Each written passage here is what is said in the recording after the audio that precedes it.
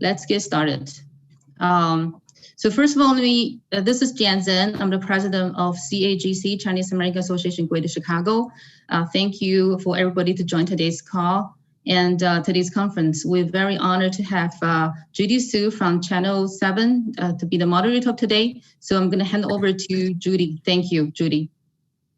Okay, Jan, thank you so much. And hello, everybody. Good afternoon to all of you. Thank you for joining us. I know we're growing up to beyond 500 people joining this conference. Thank you for this very important conversation that has taken on even more urgency today.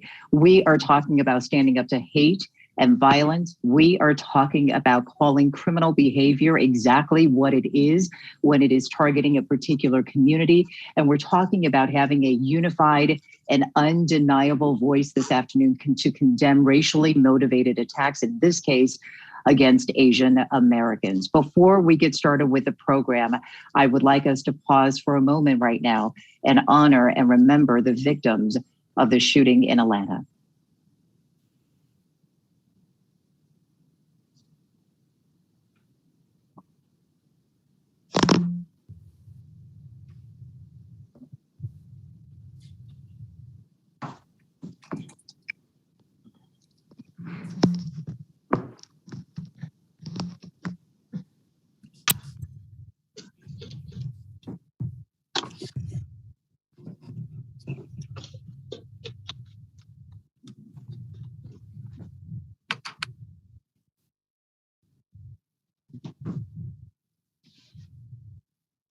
I want to let you know that at the very end of the program, we will be sharing information about a national moment of silence to honor the victims as well.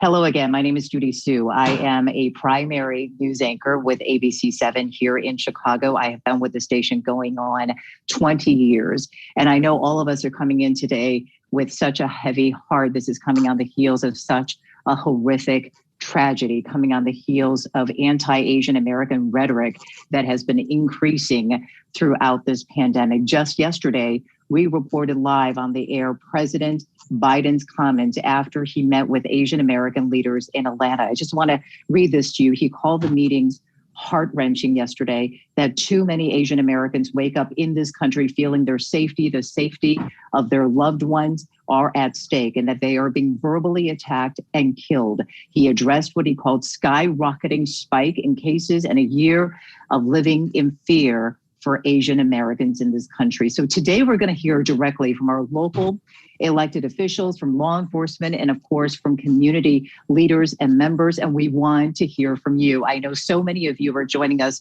not from just here in Chicago, but around the country and around the world. Together, we can have this conversation and move this dialogue forward. So thank you for sharing your time this afternoon. I'm going to get started right now with those who were instrumental in pulling all of this together, all of the stakeholders this afternoon. The president of the Chinese American Association at Greater Chicago, you heard her voice at the very beginning, but I'm going to bring Jan back to just say a few more words to us about why this is so important to have this conversation right now. Jan. Thank you, Judy. Good afternoon. Welcome to the Stop Asian Hate Crime Conference. My name is Jian Zhen, president of Chinese American Association in Chicago. What happened in Atlanta recently devastated us. The Chinese community here in Chicago is sad and horrified. It could happen to any of us. During the past 12 months, 3 robbery and murder cases happened in Chicago's Chinatown. 3 innocent lives took away and 3 families broken apart forever. The crime wave against Chinese American community has increased the past year. People literally telling their family members to stay in and stay away. Chicago Chinatown was the fastest growth Chinatown in the nation. Now, because COVID and safety concerns, business has decreased drastically and people's lives are impacted. Report by organization Stop AAPI Hate shows has been at least 3,800 reported cases targeting Asian American during the past year. Chinese American numbering over 42% of the victims. Hate crimes not only involve physical assaults, 60% involve physical and verbal harassment. This means our education system and public service are not doing enough to educate people and promote diversity. 150 years ago, Chinese helped build this country's transcontinental railroad. And today, many Chinese Americans are frontline workers fighting against COVID-19. We are also contributors to this country. The number of hate incidents reported represents only a small fraction of the numbers hate crime that actually occurred. This shows how vulnerable Asian Americans are to discrimination. Since the outbreak of COVID-19, and even before that, the AAPI community has been a target of unfair blame, discrimination, and violence. Before the Atlanta shooting, on behalf of the Chicago Chinese community, Chinese American Association of Greater Chicago has submitted a request to State Representative Theresa Ma, Jennifer Gong-Gutschwitz, Stoneback, and Janet Young Raoul for their support to pass a resolution for the state of Illinois to condemn racism and encourage diversity. In this resolution, we ask the Illinois state to denounce any type of racism, intolerance, and condemn any unacceptable racist behaviors. And we also ask the state of Illinois to work with government agencies and entities to achieve an equitable and diverse community and teach Asian American history in the school system. Now is the time. We appreciate all the government officials for joining today's event at this short notice and hold this very meaningful dialogue with Chinese American community. We're looking for policy solutions from the government. Especially thank the City of Chicago Human Relations and Cook County Sheriff's Office for co-organizing this event with ACAGC. And thank you, Judy Chu and Michelle Xiang, and all the people who made this event possible. Let's all work together in fighting hate crimes against AAPI community and make Chicago a better home for all of us. Thank you. And thank you, Judy. Thank you, Jan, for pulling all of us together today. I'm going to bring in Sheriff Andrade right now. And Sheriff, I know you wanted to join this conversation from the very beginning. What is the message you want the community to hear today?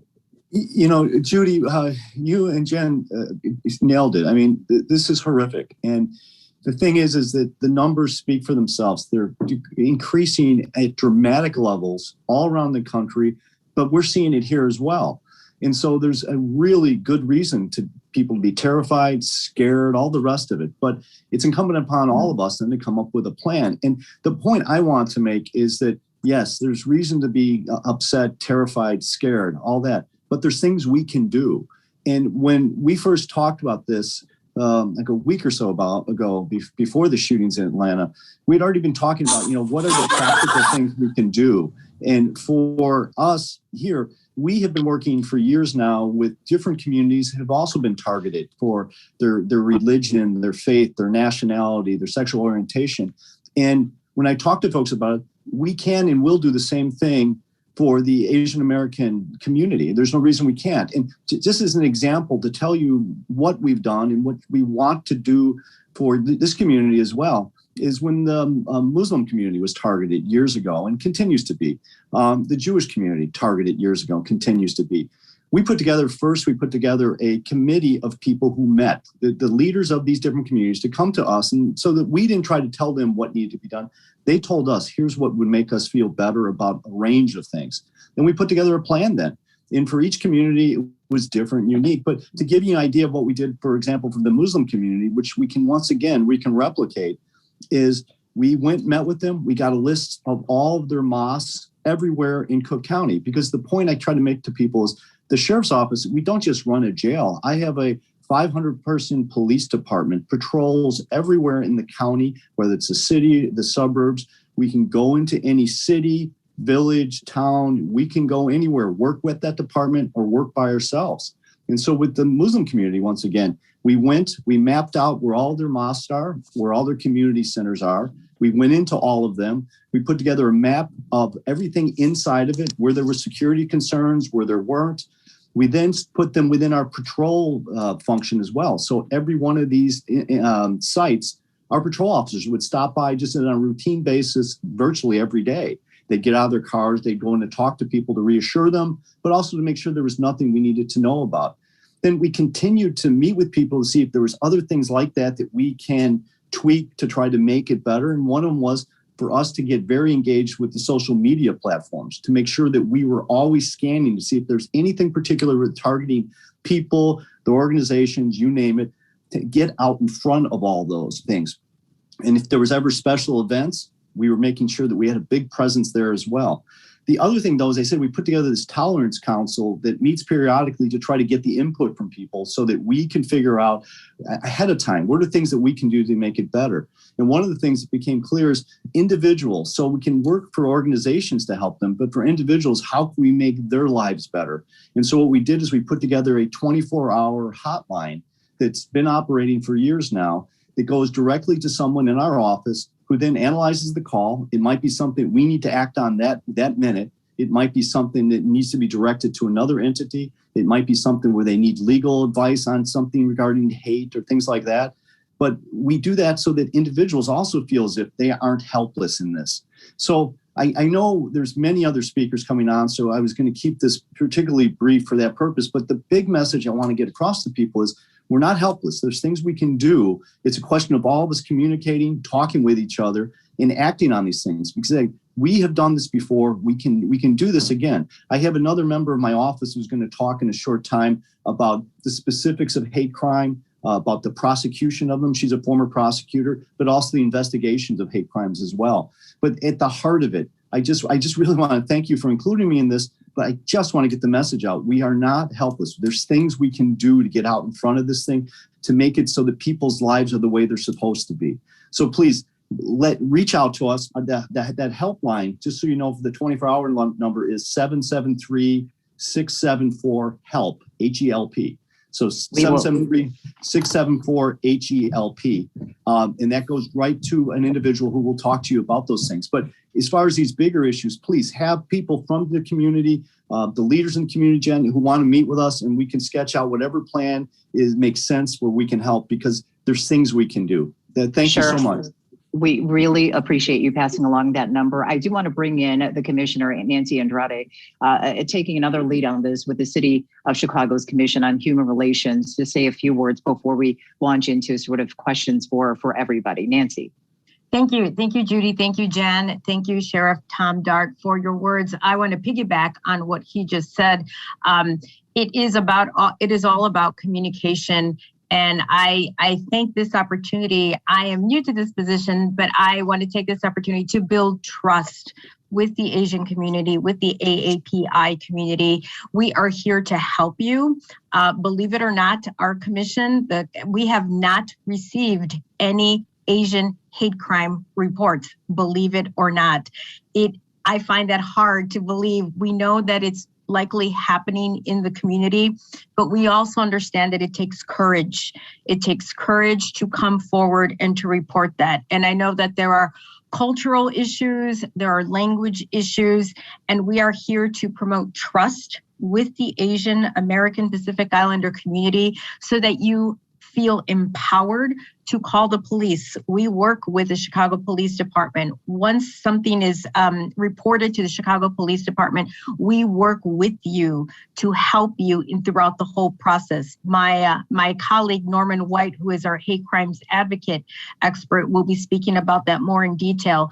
But what we're here to basically say, help us to reach out to your community, teach us the language, teach us what we need to say and how we need to reach out to your community so that you trust the system so that we can help you. Nancy, thank you very much. Right now, I want to jump to Cook County President Toni Prechwinkle, who is joining us this afternoon. And I know you have been very forefront out there in condemning this kind of incident. But I guess our question this afternoon is, how can we continue to provide a safe environment for the residents of Cook County? To the President. Well, thank you very much, Judy, for inviting me today. And I want to apologize I can't stay with you because I have a funeral to attend. But I think it's really important for all of us, especially people of color, to stand up for each other. This is a country in which African Americans were subjected to slavery for 250 years and serfdom for another 100 years after that. But it's important for everyone who's African American to understand that we're not the only people who've been subjected to racism in this country. The endemic racism in this country impacts people of color across a broad spectrum. And surely our Asian Americans have been subject to that same racism, whether it's Chinese exclusion laws in the 19th century or putting Japanese Americans in concentration camps during the Second World War, giving people 24-hour notice to leave their homes and be moved away from the West Coast inland, theoretically because they were a danger to the country, when German Americans and Italian Americans weren't put in concentration camps. I mean, this is a country in which people of color have always struggled, have always faced racism and discrimination. And we have to understand that we have to stand with each other in these moments of crisis. Just as I'm grateful for the support of Asian Americans during the summer when we had so many protests around the murder of George Floyd and others, I want to be there and present for the Asian American community in this moment. And we can't trivialize, we can't marginalize anybody. And we surely can't suggest that when someone goes out and murders people, most of whom are Asian Americans, that this somehow isn't a hate crime. I mean, this is a brutal act. I am grateful to the President of the United States and Vice President Harris, who is after all Asian American, for their willingness to go to Atlanta to talk to the Asian American political leaders and community there about this incident and to speak up publicly about it, that we can't tolerate this kind of hatred and bigotry and violence in our country.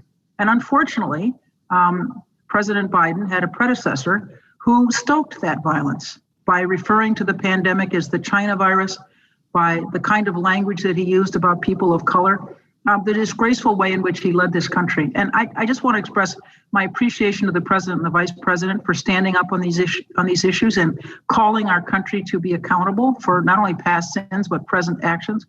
And I think it's really important that all of us who are elected officials, whatever the tribe we belong to, speak up about this and work together with the Asian American community to try to address these challenges. I want to thank you for inviting me today. And again, I apologize that I can't be with you longer. We appreciate your time and we appreciate everything you have said. President Prechwinkle, thank you for joining us. It is a very critical time to hear from all of our elected officials. I am going to turn to our Illinois Attorney General, Kwame Raoul, who is joining us this afternoon. As you just heard, there are a lot of questions right now about the legalities around what happened in Atlanta. I wonder, Attorney General, if you can give us, before we talk about some of the questions for you locally, can you give us an update on the latest on the investigation in Atlanta right now? What are you hearing from law enforcement officials from there? Well, I can't claim to have been in touch with law enforcement officials in Atlanta.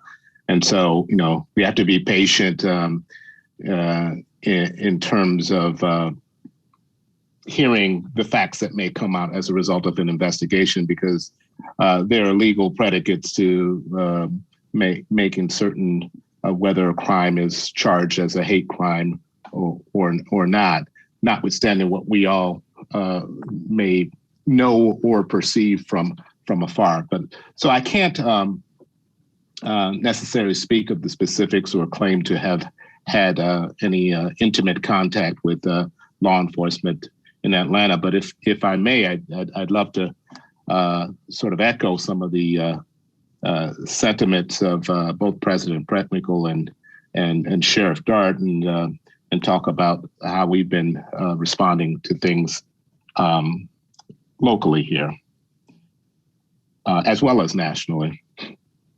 You know, I'm the son of Haitian immigrants, and so when former President Trump, in an effort encouraging immigration from some parts of the world and not others, referred to Haiti as a shithole country, my reaction was forceful, emotional, and immediate. It was easy for me as a Haitian American to demonstrate a sensitivity to his remarks, which promoted discrimination in immigration policy against people who shared my background. What is important, though, is that we speak out against all forms of hatred, not just those directed against us or people who look like us. We cannot look to hate as divided up into types: anti-Semitism, anti-Black racism, hatred of people of Asian descent. Hateful rhetoric directed at any group under any circumstances boils into hateful policies and hateful action that affects larger and larger groups. We have watched this play out in this last year with increased hate crimes and acts of violence against Asian Americans in the wake of vile words linking people of one particular origin with the pandemic that has ravaged the whole world, requiring unity of purpose to defeat it. Events such as the past week's slayings in Georgia are frightening. They're traumatic and they're simply unacceptable. It is up to all of us to stand in solidarity with the Asian community in rejecting hate and the rhetoric that inspires and emboldens it. You know, last spring, I issued a statement condemning hate crimes against Asian Americans and Pacific Islanders and urging people to report discrimination or hate motivated incidents to our Civil Rights Bureau and the Attorney General's office. That bureau enforces state and federal civil rights laws that prohibit discrimination and hate crimes within the state of Illinois. Again, after a series of shootings in Atlanta, I condemn hate and violence against Asian Americans and encourage all Illinois residents to report hate crimes. It's important that we report. Anyone who experiences anti-Asian violence or discrimination or any bias-motivated crime can contact my office by visiting my website at www.illinoisattorneygeneral.gov. There you can find forms, both in traditional and simplified Chinese. Alternatively, you can email at civilrights@atg.state.il.us, or you can call our hotline at 877-581-3692. We know that social media plays a huge role in motivating hate and exciting extremists. And so I acted collectively with fellow attorneys general to call on Facebook to take steps to prevent its platform from being used for hate and for disinformation. And we asked Facebook to aggressively enforce policies against hate speech and organize hate organizations. We asked them to allow for public third-party audits, called on them to expand their policies banning advertisement that vilify minority groups, and we asked that they offer live assistance to victims of intimidation, hate, and harassment. And in their response, they stated that they are improving enforcement and they're committed to 2 third-party auditors. They also expanded their prohibition against inflammatory ads, and they announced that they will go through an overhaul of their algorithms that detect hate speech. It's important that we act not only locally, but collectively, nationally, to work against hate. We cannot do it alone. We cannot do it in isolation, in silos. We must do it collectively, as President Prechwinkle pointed out. All communities must band together to fight against hate, because if we tolerate it against one group, it will grow to hate against another. And so I sit here before you to recommit myself and my office to working in such collaboration to fight hate against the AAPI community, as well as hate at large. And so I thank you for allowing me to again engage with the community. We've visited with the community just a couple of weeks ago to speak on the same topic, and I will continuously avail myself to do so and to work against hate. It is so important to get that commitment from your Attorney General. So thank you for that. Part of what we want to do this afternoon is to keep that dialogue going. So I actually have a question for you from a community member, but this is coming from Nancy Chen. She was actually the first Asian American regional administrator in the history of the Women's Bureau with the U.S. Department of Labor. Certainly has a lot of experience with these issues, but she wanted to pose a question to the Attorney General. Nancy, you can unmute yourself, and what is your question? Hi, Mr. Attorney General. Well, thank you so much for expressing your support. And I know that you have been a very strong supporter of the Chinese American community. And thanks to you creating a state legislative district in the Chinatown area, that we now have the first Chinese American state representative, Theresa Ma. As you know, hate crimes are still crimes, even if they are harder to prove. As our Attorney General, what can you do to train states' attorneys to investigate and prosecute those violent attacks against members of our community?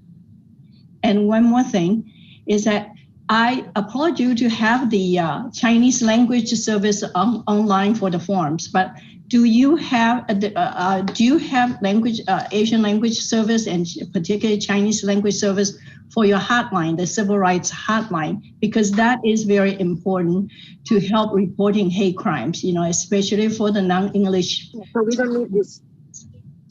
Yeah, thank you for your questions. As we try to respond to the entire community,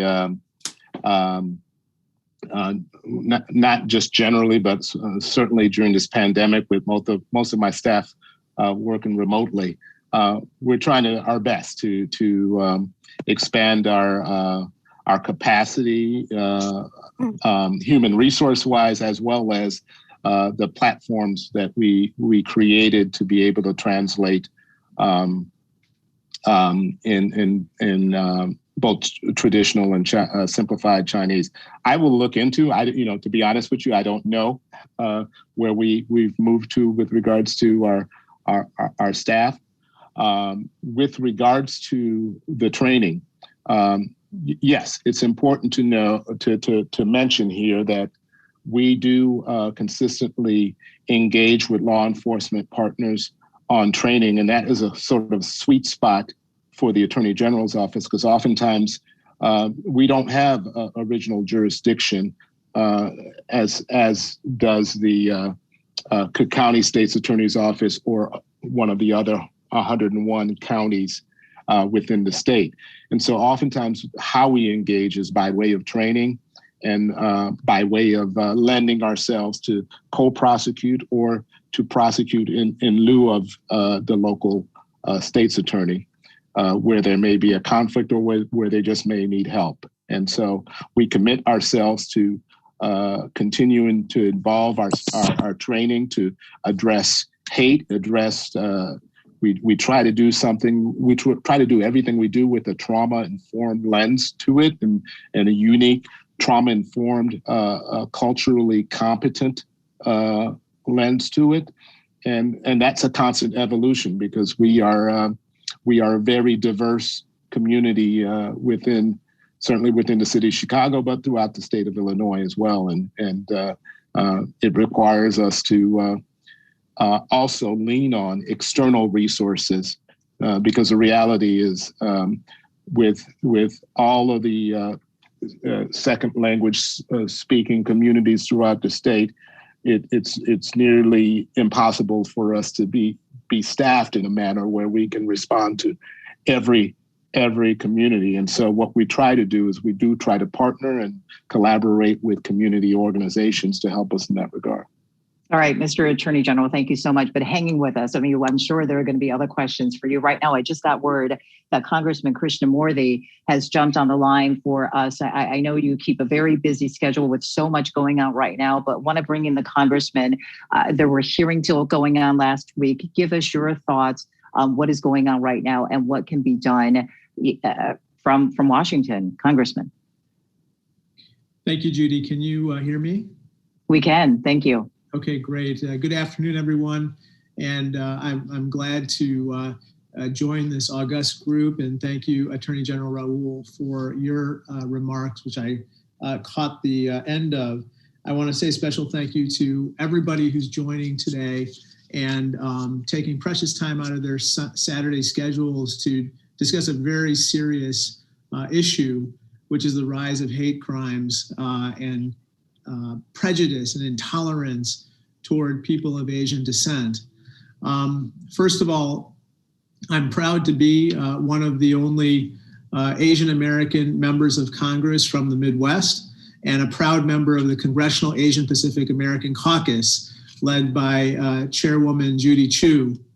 I happen to chair the Immigration Task Force, and I think the fact that immigration is also wrapped up with the fact that we all tend to be people of a non-white and different background is another factor that we have to consider as we talk about the rise of hate crimes toward people of Asian descent, but also immigrants generally, and just non-white people, quite honestly.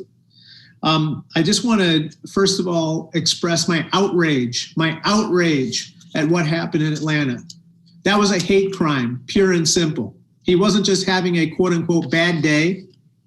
He wasn't just combating a sex addiction. It was a hate crime. And I expect and I hope that it will be charged as such. And the fact that the Korean American and Asian American population in the Atlanta area comprises such a small percentage of the overall population means that he went out targeting Asian Americans, and in this case murdered 6 women of Asian descent, among others. And my heart and my prayers and condolences go to the families of the victims and all of those who grieved their passing. But thoughts and prayers are not enough. We have to do more. In the immediate term, we have been holding hearings with regard to the incidents of hate crimes. We've done little to nothing on this issue during the last 4 years. And in fact, as you know, former President Trump fanned the flames of hate, certainly toward the Asian American community. And I know that you've probably already discussed this, but his constant references to COVID-19 as Kung flu, his constant companions and acolytes references to the same, have caused people to view all Asian Americans as somehow suspicious and the source of COVID-19, among other problems in this country. Therefore, I and Congresswoman Grace Meng and Congressman Hakeem Jeffries, among others, have put forward legislation to finally create a bipartisan hate crimes commission to study and report back within 1 year how we are going to finally address and solve the problem of the incidents of hatred, bigotry, and intolerance directed toward Asian Americans, but others as well. I'm proud that I've received Republican co-sponsorship of this bill, and it's gaining momentum as it received the endorsements of KPAC, the Congressional Hispanic Caucus, the Equality Caucus, and shortly will be taken up by the Congressional Black Caucus. There are other similar bills that we need to pass, but we need to do it now, and we need to get it underway. Finally, I have to say, while we might have legislative solutions, there's a long-term problem in this country that we have to confront, and that is there's a long-term pattern of discrimination toward people of Asian descent, starting with the Chinese Exclusionary Act 100 years ago passed, then moving to the internment of Japanese Americans in World War II, then the discrimination toward people from the Middle East and South Asia and Muslim Americans and Sikh Americans and Hindu Americans that have happened in recent years. There's an ongoing pattern that we have to deal with. And that's why I think that not only do we have to do the things that I talked about, but we also have to engage in a concerted effort to educate our children at the youngest levels about what has happened in their history, along with all the other types of discrimination that have occurred toward non-white people and others. But we also have to educate our peers, and we have to stand up and speak out and lock arm in arm against this bigotry and prejudice that we see among us. So with that, Judy, I just want to say thank you again. I know that there are several state senators on this call, including Michael Hastings and maybe my friend Ram Bilibalam. Also Representatives Theresa Ma, Jennifer Gong Gershowitz, Janet Yang Rohr, Representative Wang Stoneback, Byron Sigjo Lopez, and of course Attorney General Raoul and others. And the fact that they are with us signifies the importance of what has happened and how we must as a community stand together against it. So with that, I just want to say thank you and God bless all of you and count me as an ally, and whatever you need, I'm here to fight with you against this scourge of hate and prejudice and intolerance and discrimination. Congressman, if I may, Judy here, I just want to jump in with a quick follow-up.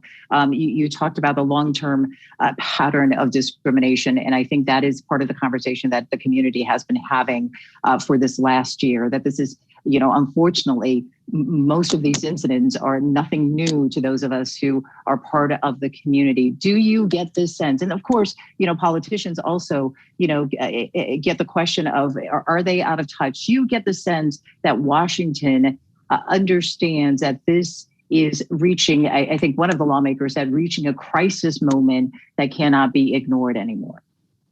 Some are, I would say most are not. I'll just be very frank with you, Judy.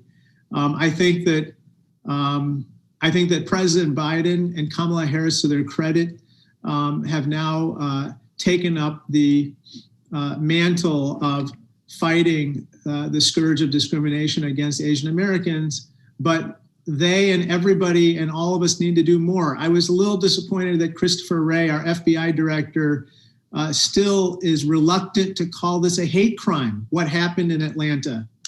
I want Director Wray to know that we in our hearts know that this is a hate crime. And regardless, we want him to direct more of his energies, along with the Biden administration's energies, toward fighting this issue. I also want certain symbolic things to be done, Judy. I think we need to appoint more Asian Americans to the cabinet. And now is the time to do it. You know why? Because everyone needs to know that Asian Americans are every bit as American and patriotic as everyone else. And there's nothing like having a member of the cabinet and the highest members of government be Asian American. We've actually struggled in this regard, Judy. KPAC, under Judy Chu's excellent leadership, we have been fighting for this, and unfortunately it didn't happen. And so we're going to push again. We want Asian American representation at all levels of government, and we want it now, especially in a situation such as this, where, quite frankly, there are stereotypes that we need to break right now. I see in the chat there are people asking for my contact information. You can go to my website, www.krishnamoorthy.house.gov. I'm the only Raja in Congress. You can just Google Raja, R-A-J-A, in Congress. You'll find me in like half a nanosecond. And of course, you can call my office, call me, email, whatever, and we'll jump to attention and help in any way, shape, or form. All right, Congressman, thank you so much for joining us and passing along your contact information. And you're right, if you just Google Raja, he'll pop up really quickly. Thank you, we appreciate it. We are going to jump to some of the other state representatives and senators that you mentioned. Michael Hastings, why don't we have you jump in? You do have a pretty significant leadership role in Springfield. Tell us what is going on there and what is your view on what's going on?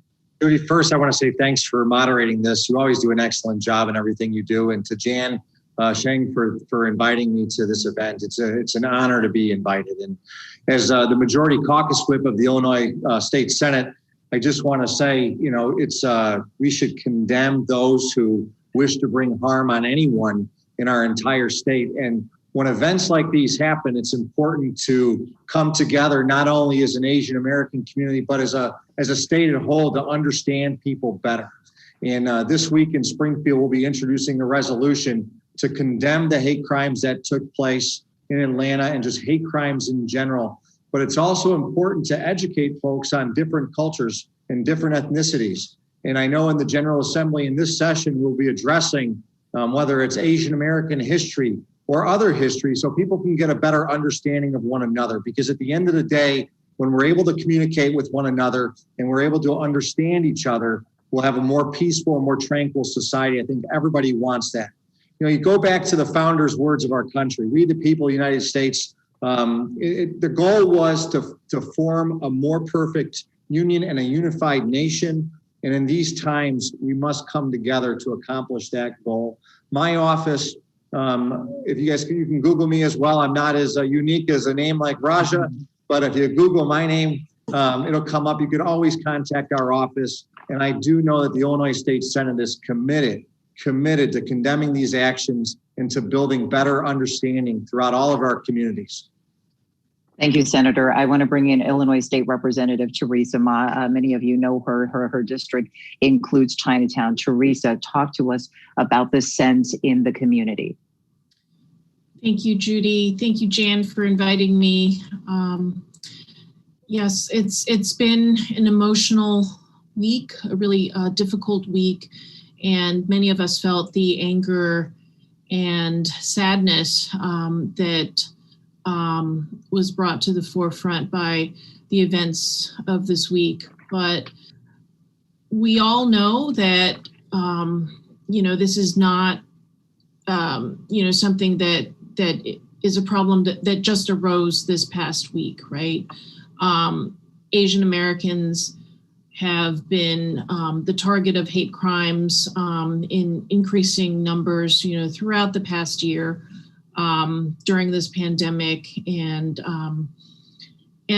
frankly, throughout our nation's history, right? So, I think that one of the reasons that Asian Americans are targets of hate crimes is because there's a history of the devaluation of our communities, a lack of knowledge and understanding about the extent to which we're part of the fabric of this country and responsible for helping to build this country and bring its economy to the strength that we see today. And our contributions have gone unacknowledged and ignored, and Asian Americans remain largely invisible in our country's history. And so it's really important that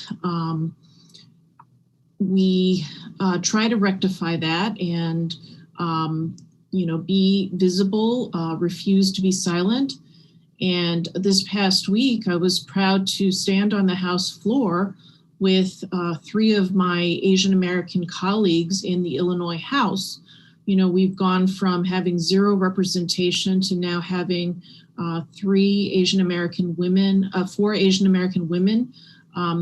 in the House and an Asian American in the state Senate. So, our numbers have been growing, and we stood together and condemned in no uncertain terms hate crimes and racism against Asian Americans.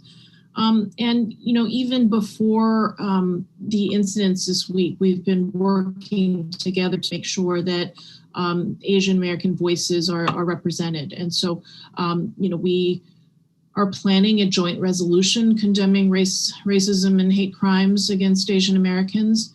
We're also working on the passage of the TEACH Act, which is legislation that would add Asian American history to the Illinois K through 12 curriculum. I think that that'll make a huge difference in spreading the word about Asian Americans as contributors to our nation's history, and that we're not expendable. We're not simply to be looked at as cheap labor or easy targets. So these are some of the initiatives. We also are working on strengthening state level hate crimes legislation to include citizenship and immigration status. So, this was something that was in the works before the incidents of this week. And we've also been working on improving language access and making sure that information is available to all our Asian American communities in the languages that they speak and that they need to, see this information in order to truly understand the resources that are out there. We just had a vigil that was organized by the Asian American Caucus. So this is beyond the legislative caucus, but Asian Americans at different levels of government in Illinois. And we put together a list of resources that you can all access at asianamericancaucus.org. So, again, I stand with all my colleagues who have spoken and who have yet to speak, and really want to express my support for the community and my commitment to do whatever I can to make sure that, people feel safe. That's, everyone deserves to feel safe and to be able to go about their lives in pursuit of the American dream. So with that, I will answer any questions, but please know that I'm committed to supporting the community however I can. Thank you. Okay, Theresa, really appreciate it. I'm sure we'll have some questions for you later on from our community, but I do want to bring in some of your other colleagues that you mentioned. We also have with us Illinois State Representative Denise Wang Stoneback. The district includes Skokie, Morton Grove, and Lincolnwood. Why don't we have you jump in right now and share your thoughts? Thank you so much, Judy. And I also want to thank the Chinese American Association of Greater Chicago for hosting this important event to draw attention to this much needed conversation on how we can address this urgent situation of anti-Asian hate in our society and keep it from spreading. So as mentioned, my name's Denise Wang Stoneback. I'm the state representative from the 16th district, and I'm a proud new member of the General Assembly and a member of the Asian American Caucus. I was born and raised in Skokie. I'm proud to say that my district is one of the most diverse in all of Illinois, and it contains the highest percentage Asian American population in the entire state of Illinois. It is absolutely vital that we not be idle in the face of racial violence. As Asian Americans and Americans, we must unite, speak out, stand together, and let one another know that we're not alone. I'm so grateful to see so many others outside of the Asian community standing here with us today. As Representative Ma mentioned, we are putting forth a joint resolution working to pass the TEACH Act and educate about Asian American history, and we're looking to strengthen the state-level Hate Crimes Act. So in addition to speaking out against anti-Asian hate, I believe we also need to look at our gun laws and prevent easy access to lethal means for hate crimes. We know all too well that when guns are used in the commission of a hate crime, the tragedies are too often lethal. We must not provide easy access to deadly weapons to those who wish to commit heinous acts against our community. Over time, Asian American community has mourned senseless deaths in the wake of so many other tragedies that have affected other communities. African Americans who were shot dead as they prayed during a Bible study in Charleston, South Carolina, because of somebody who was filled with hate against Blacks. Jews murdered mercilessly at the Tree of Life Synagogue in Pittsburgh by a person who hated Jews, and young people at the Pulse nightclub in Orlando who were hated because of their sexual orientation. We have mourned with them, and now they are mourning with us.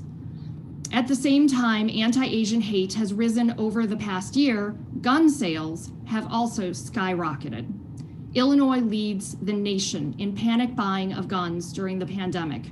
With so many people obtaining guns, many for the first time, we must address how we can maintain public safety and prevent more tragedides. We have to pass gun safety policies that will keep people safe.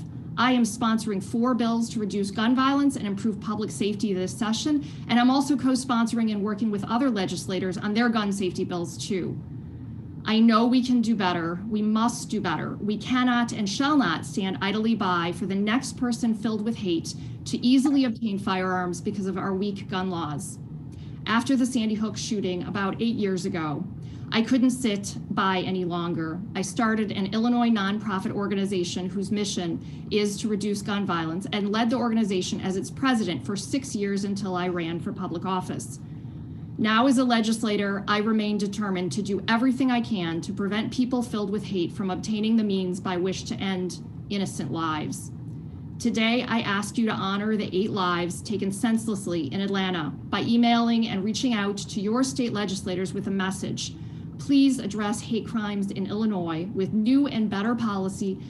Please also bring about comprehensive gun safety policy. There is a very easy way that people can make their wishes known to their state legislators. It is by filing a witness slip, and many gun bills are up in committee this week. So we will be putting in the chat links where you can file witness slips in support of gun safety policies that will help keep us all safe from people who are filled with hate. So stay tuned for that information in the chat, and we can all do something to make ourselves safer. So thank you so much for this opportunity, and I'll turn it back to you, Judy. Representative Stoneback, thank you so much for your time. And that's the other thing that we're doing today, is passing along all these resources for our community groups and our community members. Let's bring in Illinois State Representative Janet Yang Moore, representing Naperville, Bolingbrook, Warrenville. And some of these issues that we're talking about are not just happening in the city of Chicago. They are being reported, and they are happening in our suburbs. Why don't we have Representative Moore jump in and share with us your opinion on what's going on? Yeah, absolutely. I think you hit it right in the head there, Judy. And thank you so much for, moderating us through this. And Jan, thank you so much for bringing us all together and organizing this and bringing so many people along. It's so good to see that there are so many supporters. And you're right. Our community, everywhere throughout Illinois, our community, and that means your neighbors, your family, your friends, your classmates, your colleagues. We are all absolutely reeling from this, and this is happening in a year where we've really all had to come to grips with a new reality marked by illness, by isolation, by death, and on top of it all, Asian Americans have had to simultaneously, they've had to proceed with even more caution, and they've had to proceed just so fearfully, right? And we've had to watch this last year as our country's our highest levels of leadership have just stoked these flames with their pointed and very deliberate use of hateful language. And my colleagues have touched upon this, and I think I just want to reiterate, long before this spike in violence that we're seeing now during the pandemic, our community has been repeatedly subject to hateful, often state-sanctioned acts of racism, and you can see that from the Chinese Exclusion Act of 1882. You can see that in World War II's Japanese internment camps. And you see the scapegoating and just the cultivated suspicion of Asian Americans as perpetual foreigners. And you just see that over and over in our country. And so, the sentiment isn't new.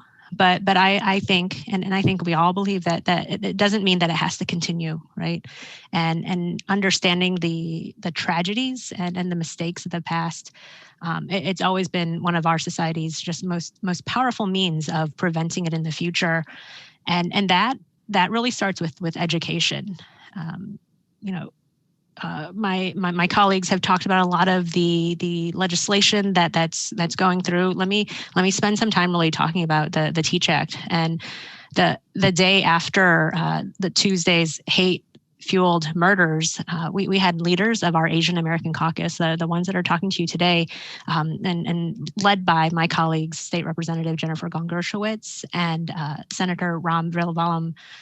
We passed House Bill 376, the Teaching Equitable Asian American Community History Act. We passed it out of the Illinois House's School Curriculum Committee, which I'm a part of. And the TEACH Act requires Asian American history to be taught in our schools. And that really just gives children across our state the opportunity to learn more about our history, to learn both about the times of darkness and racism, and just also the moments of joy and accomplishment. And, I think a lot of us believe we need to pass this important piece of legislation. And one of the things, since, we're focusing so much on what we can do now and things that are actionable right now, I hope that you all here will take a moment to contact your state representative and to contact your state senator and urge them to vote yes on this very important piece of legislation. But at the same time, I don't think we can just stop here. So this week's tragedies, it should be a wake-up call to all of us that anti-Asian hate is real, it's dangerous, it's deadly, and we can't combat it alone. the Asian American Caucus, for example, has stood up with the Black community against anti-Black racism, and we continue to build bridges. And I think we need our allies from all races, all ethnicities, all backgrounds to really stand with us. Because I think no one of us we won't be free from hate and from vicious crimes unless we're all united against hate in all its forms. So thank you again very much for this forum to talk and to hopefully get the groups and everyone's support on the legislation that we're all working on. Okay, Mr. Rohr, thank you very much. I just got word that Illinois Senator Toni Munoz may be on the line with us as well. Mr. Munoz, do you want to jump in and say a few words? Hi, good afternoon. Good afternoon, Judy. Good afternoon, everyone. Thank you, Jen, and for everyone who put this together. And again, thank you for having me. I have had the pleasure for the last 10 years representing the Chinatown area. It's been great over the years. It's unfortunate that the Asian community is being targeted, not only in our state, but in other parts of the state. It's a really shame because the Asian community, hardworking families, they're quiet. They just want to live the American dream and be here and be in peace. I live in the McKinley Park area, and right next to me is the all Asian neighbors. And we have a great time together. And people are scared now.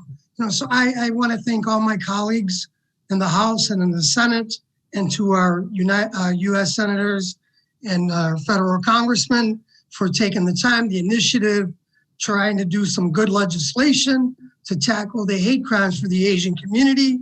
I know our colleagues, have you heard here, we're going to be working in our state, but I think what we also need to do is work block by block with our community for all the residents to watch each other. When we see suspicious activity, let's not just let it go and thinking that maybe they're just going to walk away. If we stay together, work together, we can do a lot for our communities and work with the police departments. They're only limited as to what they can do, but if we together work together, that can help each other out. And if we're walking now that the weather is going to be nicer, I'm sure a lot of others are going to be out. People shouldn't be scared. We need to stay together, stay focused, and let us take care of one another. I will stop talking and turn it back over to you, Judy. I'm sure a lot of others want to talk and ask questions. Again, thank you so much. Thank you, Mr. Munoz. And I also want to let everybody who's online know that we do have the commander from the 9th District of the Chicago Police Department on the line with us. But before we get to questions for the commander, I do want to bring in also the alderman of Chicago's Chinatown area, 25th Ward, Alderman Byron Sicto Lopez. You know about the crime situation in Chinatown and around the neighborhoods there. Why don't we have you jump in and talk a little bit about what are some of the solutions at this point to the alderman? Thank you, Judy. First, let me express my deepest condolences to the families of the victims, the friends of this tragic hate crime, an atrocity against innocent people. The white supremacy and these hate acts have no place or room in our community and nowhere in the country. Just in terms of some of the concrete steps and I think that we heard from the Attorney General as well as the Commissioner for Human Relations about the importance of reporting. We have seen, with great concern over the last year, the increase of hate crimes, almost 4,000 hate crimes reported across the country. Unfortunately, in Chicago, and as the Commissioner mentioned, even though these hate crimes are not reported, doesn't mean that they are not happening. We see with great concern how our seniors are afraid of walking in the community, how businesses have to close earlier because they're afraid of walking alone in the dark. And we have seen this issue getting worse and worse. One of the things that we have been working very closely with the Chinatown leaders is to establish the Chinatown Safety Foundation. We're glad that we are establishing strategies and working together on how to improve our reporting mechanisms. Reporting is critical so that we not allow these verbal or physical hate crimes to happen without accountability, without repercussions, and with impunity. We are working very closely with the Chinatown Safety Foundation. I know, and I'm grateful for the state level. Senator Munoz, who just spoke earlier on, secure almost $150,000 to make sure that we have more cameras, more infrastructure improvements, so people don't feel afraid, don't work in the dark. And more than anything else, that hate crimes occur without repercussions. That is another part of the local government to make sure that we work with the community groups. We are now working with different community groups so that we are having conversations in our senior buildings with our businesses on how we can report that. The issue, of course, of the language barrier, we talk about the Attorney General. We need to establish better mechanisms so that we have reports and we have, at the largest extent of the law, repercussions for anybody who is engaging in hate crimes. As of yesterday, we also work on a resolution with Alderman Toni, Alderman Thompson, and others, so that we pass a resolution also condemning these crimes, these hate crimes, and our commitment to work diligently with the community. We also have to remember, and we're being very clear in our community, in the Latino community, as immigrant communities, we have seen directly the effects of white supremacy, of racism, and the marginalization and suffering in our community that has affected us on a day-to-day basis. This is the time to stand in solidarity, the state, county, city, with the Attorney General and every other elected official and institution to make sure that we root out white supremacy. Hate crimes have no room here, and we must make sure that we report them. That is one thing that we're working on the ground closely with the Chinatown Foundation and many others so that this doesn't happen in our community. We not only condemn that, but we need to act on it. It's about action, taking action on the ground to inform our residents how they can report it. We got to overcome language barriers and other issues of fear that this issue has created, but we're committed to work with every single elected officials and community groups to make sure that this never happens again, and definitely not in our community. Alderman, thank you. We have also Alderman Patrick Thompson from the 11th Ward with us this afternoon, which includes Bridgeport, just outside of Chinatown. Alderman, why don't you jump in with some of your thoughts this afternoon? Thank you, Judy. And on behalf of Commissioner Daley and myself, I'm honored to be a part of this forum and venue to have this discussion. The Commissioner and I have been working and monitoring this issue with Commander Don Jerome from the 9th District, with my colleague, Alderman Byron Citro Lopez, for the last year. This has been a concern, and we've been working with the business community and the Chinese community. Chinatown is my neighbor to the east, so we collaborate very closely with the 25th Ward and the 11th Ward. I have more, I think, Chinese residents in my ward than any other ward in the city. And these are our neighbors and our friends. We've experienced a lot of tragedy. Shuai Gon was murdered back in December in a violent crime. We've seen crimes happening throughout the community in Chinatown. And so we've been diligent in trying to prevent that.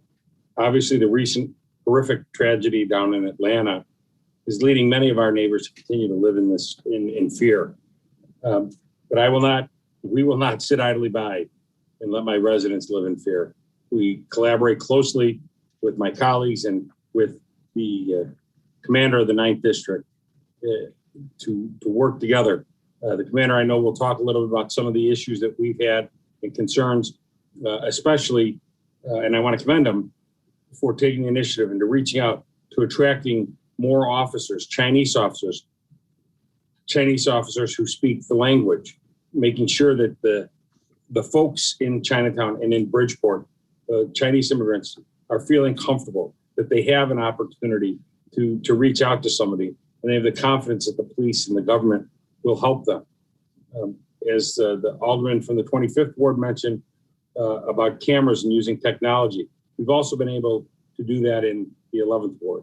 We've added 30 cameras over the last 5 years, in addition to 24th and Princeton on the border with Chinatown. So we're trying to work to make sure that we can provide that safety and security that so many of our neighbors are looking for.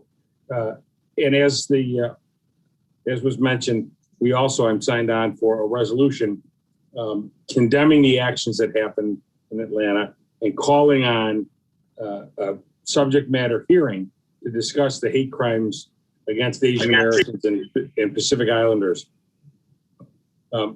That's an opportunity to bring in the police department, to bring in the commissioner, our new commissioner, Andrade, to talk about what we're doing and what steps people can take.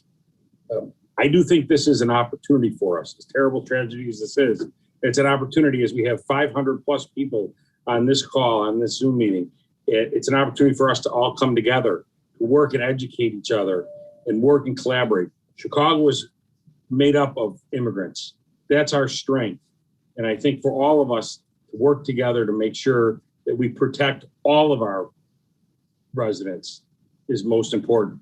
And so I think we all need to stand together, as we've all talked about, and Commissioner Daley and I stand together against hatred. I appreciate the opportunity, and I'll be on the call if there's any questions. And I know continue to work with my neighbors and friends in the Chinese community to make Chicago, the 11th Ward and all of the city of Chicago, a safe place for all of us to raise our families. Thank you, Judy. Okay, Alderman, thank you very much. You mentioned the Commander Don Jerome from the 9th District of the Chicago Police Department. I finally now have a chance to bring him in. First of all, Commander, thank you very much for taking the time out to join this conversation this afternoon and address some of the concerns and questions of the community. And I do want to start with a couple of very specific questions for you. How much has crime increased in and around Chinatown in the last year or so? And what is driving it? Well, there's probably been a general increase in crimes. I first wanted to state, nobody really mentioned, or some people have thought about it. There's been 3 high-profile murders in the last year or so. One that Alderman Thompson just mentioned, the carjacking victim, and then 2 other guys that were killed in a robbery. In all 3 instances, we apprehended people with a lot of hard work. And I'm proud of the guys and girls that did that in the department. However, it's a little consolation to victims' families. It helps, but I just wanted to mention it. We've had a rash of carjackings, but that's been a citywide problem also. We've addressed it. They've started to trend downward. In specific, the hate crime issues, I spoke at a press conference the other day with Alderman Lopez. We have had, and as the Commissioner Andrade, if I'm pronouncing it right, said we haven't had a single incident that's been reported. That doesn't mean that they don't occur, but by and large, I don't think we've had that problem yet.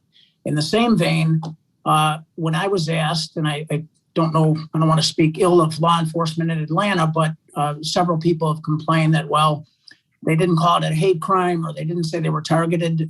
You will notice I said they were targeted because it is what it is. They were targeted. I offer my condolences to the family. We just haven't had incidents here yet that we're aware of. We are working on increasing reporting, having our officers that speak the native language on all the watches and such like that. But to address the hate crime issue, we haven't seen it. It is pervasive around the country. I know that. A lot of it's verbal in nature. Everybody's against it, certainly the police department. The crime issues we're trying to address on a daily basis. And I'm not floating my own boat, but yesterday I started at 8:30 and at a little after 1 a.m. I was driving through Chinatown on my way home. So we're not going to, my officers and the people I work with, we're not going to get caught shorthanded for lack of effort anyway.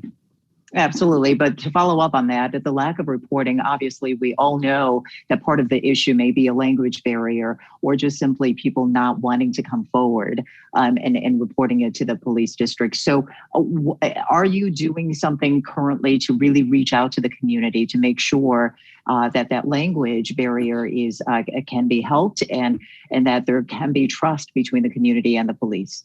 Absolutely. We really have I'm not saying we can't do better because we always could. I'll never say that. But we have a very good relationship with the community.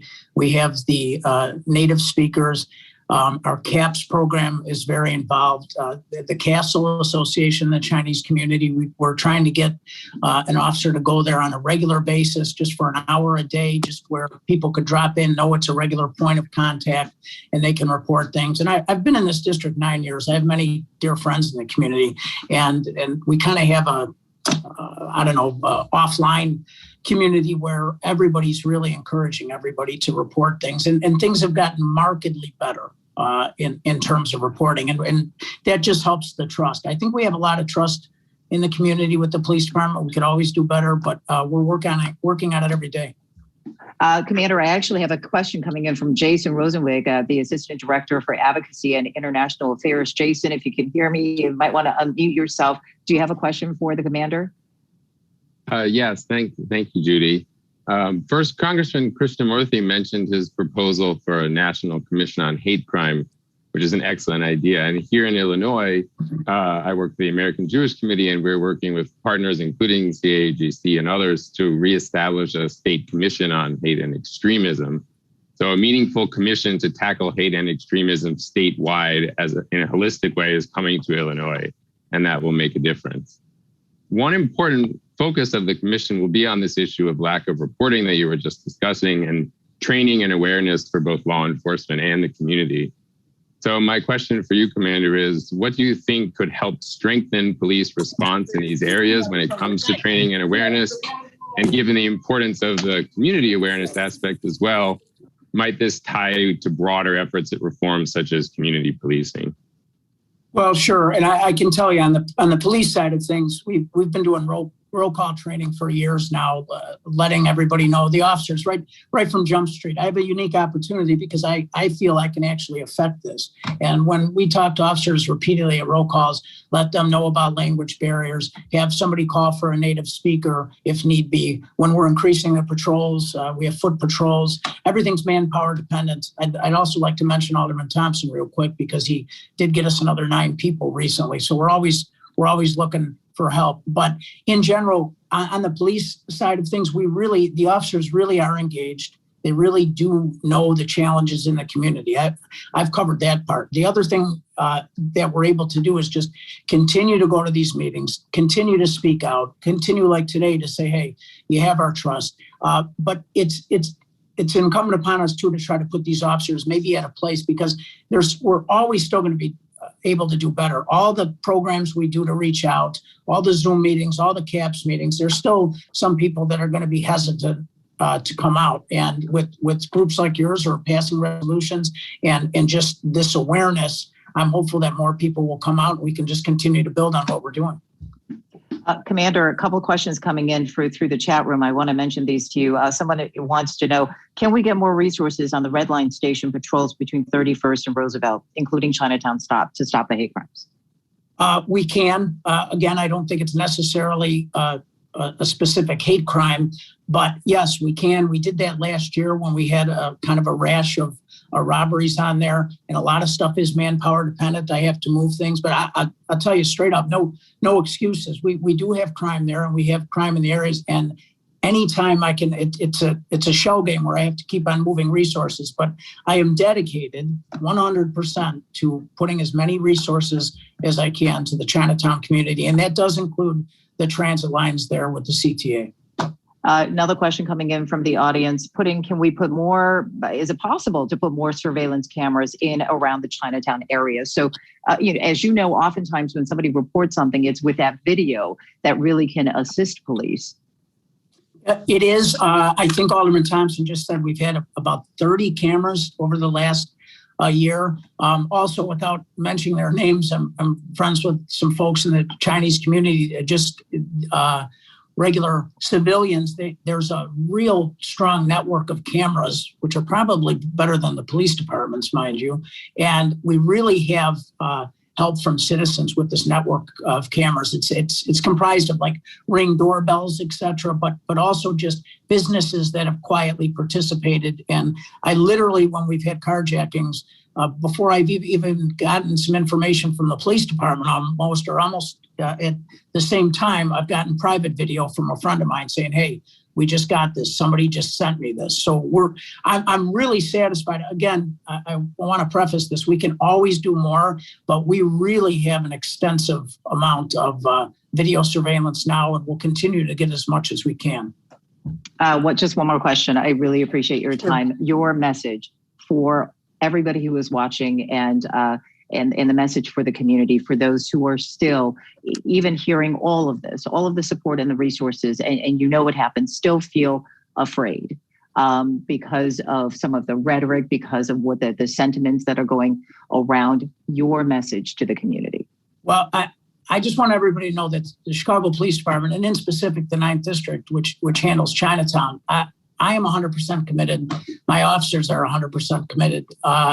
Again, it's not going to be from lack of effort. We have very good communication with both aldermen in the area, Senator Munoz, Theresa. It's really been a concerted effort. I could go over all these things. We have a social media team that monitors things in case, rhetoric, hateful rhetoric, they'll monitor traffic coming to the area, or like if somebody's coming to loot or something. We have social media teams that monitor that. Our SDSC room, which is, he has cameras and stuff. We really are on top of those items. I just want to let everybody know I have a unique spot at the table, I guess, because I don't want to call it rhetoric, but you can hear the elected officials say, listen, we're going to pass this, pass that. And those are great issues, but I literally am there on the street and I see it. And I guess my message is I really understand the gravity of the situation, and we're going to continue to work very hard.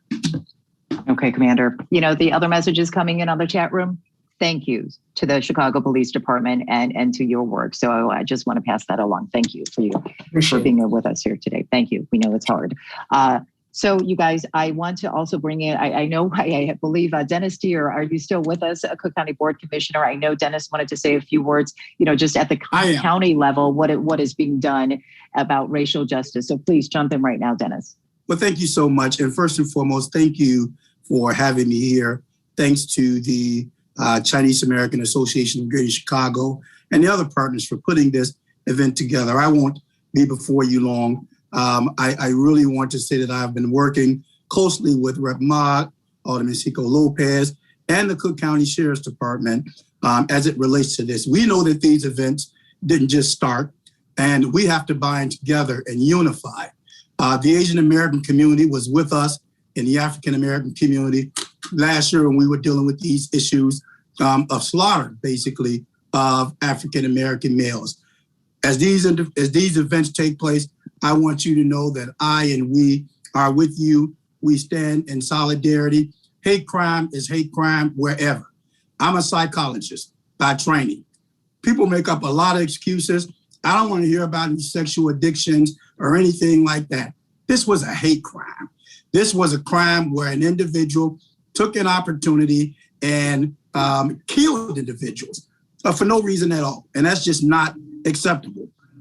At the county level, we are putting forth a resolution denigrating this behavior. And Dr. King, I think, said it best. Injustice anywhere is a threat to justice everywhere. Racism is a public health crisis here in Cook County. I put forth legislation 2 years ago that said such, and we created a chief equity officer. We have to continue to fight this particular issue, and I want each and every person to know that I am here for you to do that. We have to band together and unify, and if you see something, say something. We are all we have. We have to protect each other first. We can call the police and all of those things, call your elected officials, but at the end of the day, as a community, we have to band together and look out for one another. And the other areas will certainly help, but we have to band together. Thank you so much, and know that we are here with you to do what we need to do to be an ally. Thank you so much, and God bless each and every one of you all. Commissioner, thank you very much. I want to bring in Toni, who many of you on the call right now may know him. He has done so much during this pandemic to lead the hospitality industry in and around the Chinatown area. Toni is the U.S.-China Restaurant Alliance president. Toni, why don't you jump in right now, unmute yourself, and give us your message throughout all of this. Thank you, Judy. Thank you so much for taking your time. I know you are very busy. Okay. And good afternoon, everyone. My name is Toni Yu. I'm the president of your China Restaurant Alliance. On behalf of your China Restaurant Alliance, we strongly condemn any and all acts of racism and violence against Asian Americans communities across the country. Many restaurant employees are scared to leave their house and go to work and to return home after work at night. They are afraid to walk alone on the streets. Many customers and tourists are hesitant to visit Chinatown, especially in the evening time. This is deeply hurt our families, business, and the large Asian American communities. We must stop anti-Asian hate now and work together to take immediate actions. We urgently demand the leadership and the cooperations of federal and local government, law enforcement, community organizations, and leaders to step up and protect the safety and the livelihoods of Asian Americans and business. What happens in one city, in one community, can happen anywhere. We cannot let that become reality. We must speak up, unite, and come up with legitimate solutions to end anti-Asian hate. Everyone deserves to live in a better and a safer America. Stop all the crime. Stop all the hate. Make America great again. Thank you all. Toni, thank you. You guys, before we jump into the presentation from the Sheriff's Department, Nancy, Chen, Jason, do you guys want to share any more thoughts after having listened to everybody? Sure. Judy? Yeah. Okay, Nancy, go ahead. Okay. Well, first I want to thank you, Judy, and I want to thank Jane for her leadership in organizing this very important conference. In my public service career, I have been active in the Asian community for almost 35 years, and I'm still active. I have not witnessed a crisis for our community like this one before, and I am not only saddened, but outraged. Well, because there is a pandemic in this country, and I'm not talking about the COVID pandemic. I am talking about the racial epidemic against the Asian Americans across the country that intensified the last year because of the past president's divisive rhetoric calling the virus China virus and Kung flu. Anti-Asian hate crimes rose 150% across the country since.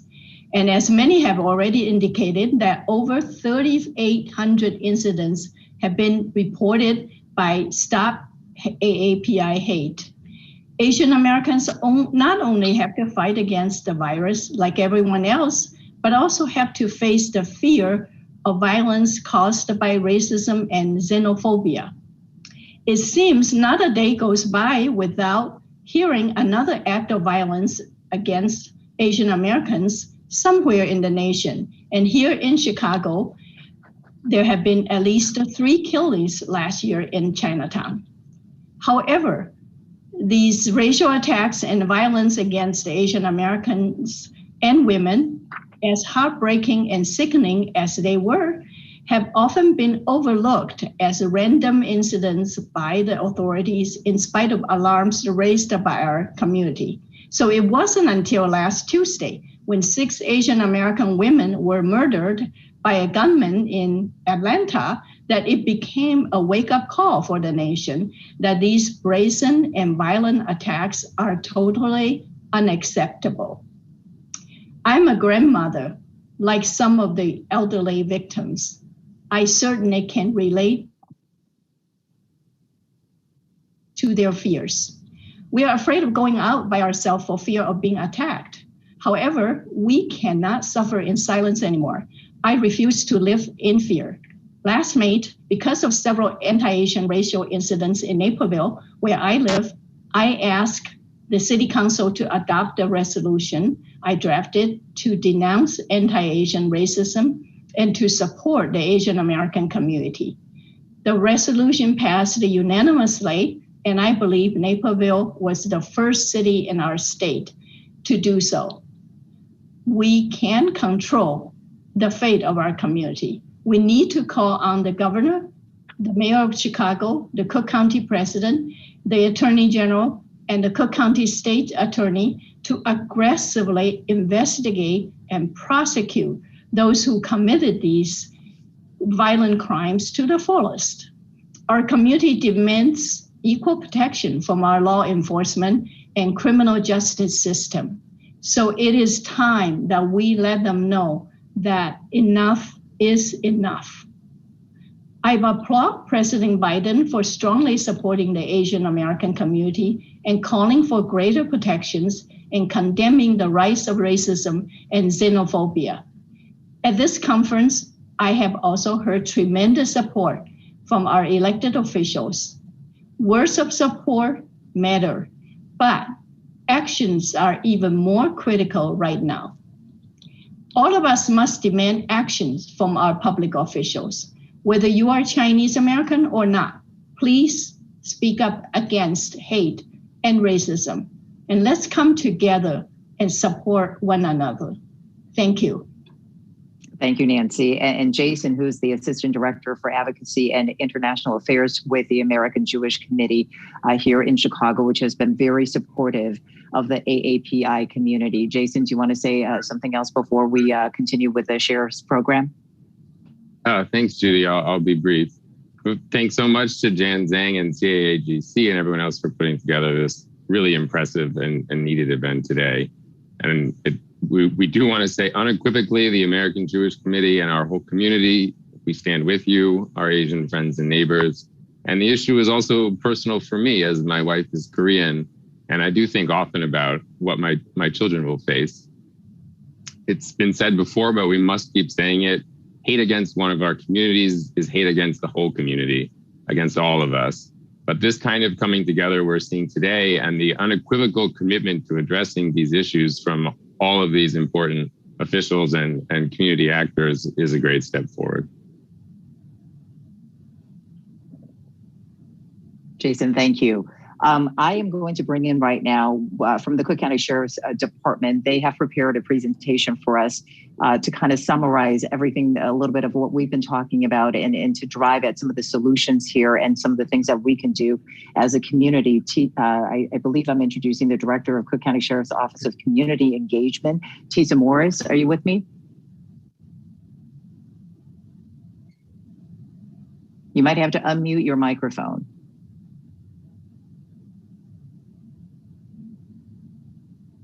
I'm sorry. Yes, I'm unmuted now. Yes, thank you. Theresa Morris from the Sheriff's Office. I am Director of Community Engagement, and thank you for including us in this this really important conference. We have put together a very brief PowerPoint, and on the interest of time, I know that it's going to be shared with the larger community there. But I just kind of I was noticing in the chat that there were a lot of questions regarding hate crime. So what we have done is put a brief history of what that entails and what the hate crime actually is and some of the motivating factors in it. So I know that you guys are controlling the slides for me. So if we could have the next slide, please. No.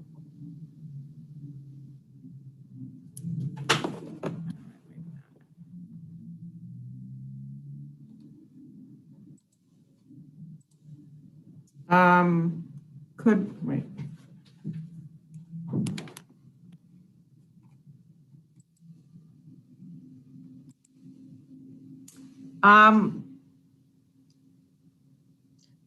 Just go ahead. Let me know which slide. I would just. Oh yes, please. Would you, if you like, we can just jump to the hate crime slide, which is slide number 17, for the interest of time.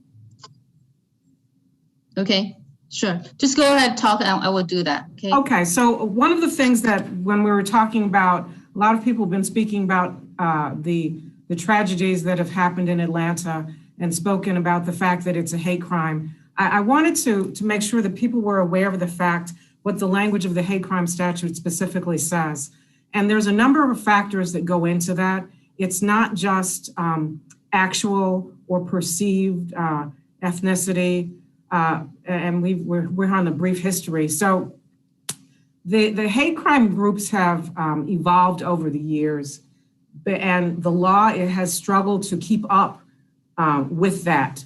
And the reason I say that is because as these groups emerge, they take advantage of the technology. They hide behind screens, and the law has to keep up with them. So hate crimes, unfortunately, are not new to any of us. There's a long history in this country of people being disenfranchised, disrespected, and even more has been subject of violent crimes and hateful rhetoric.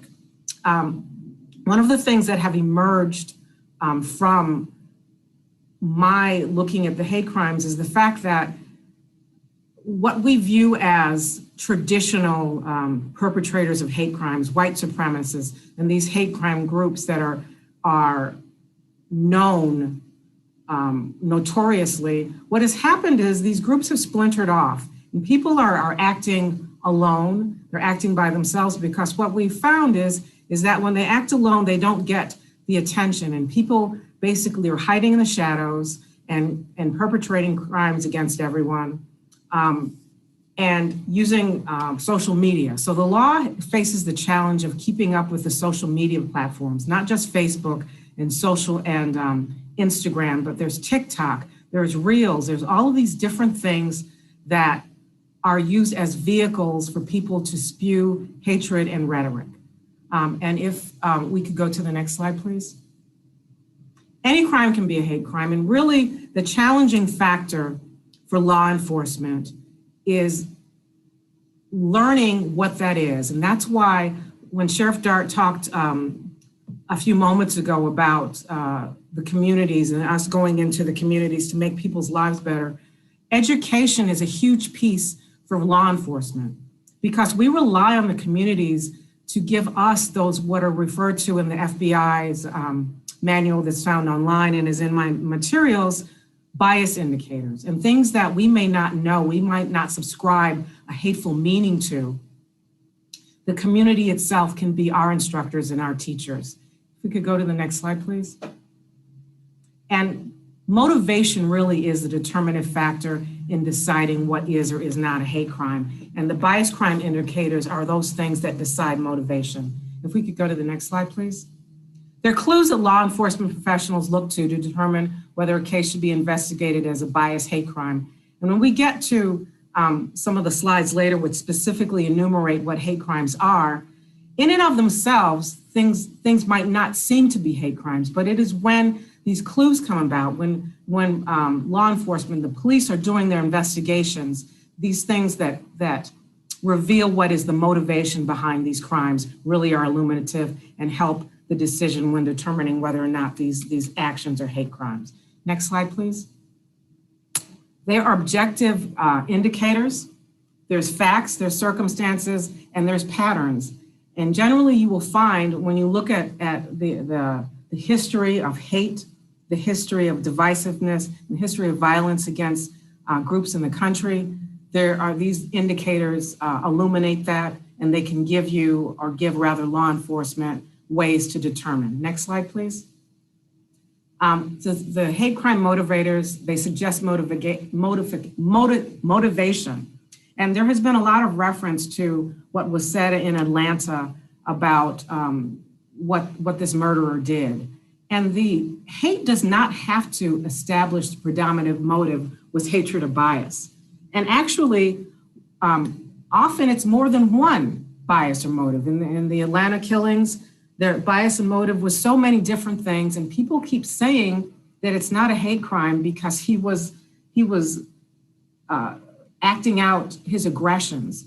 But everything that he said to law enforcement really solidifies the fact that what he did was motivated against his bias and hatred toward the Asian American community, and specifically Asian American women. Next slide, please. Next slide, please.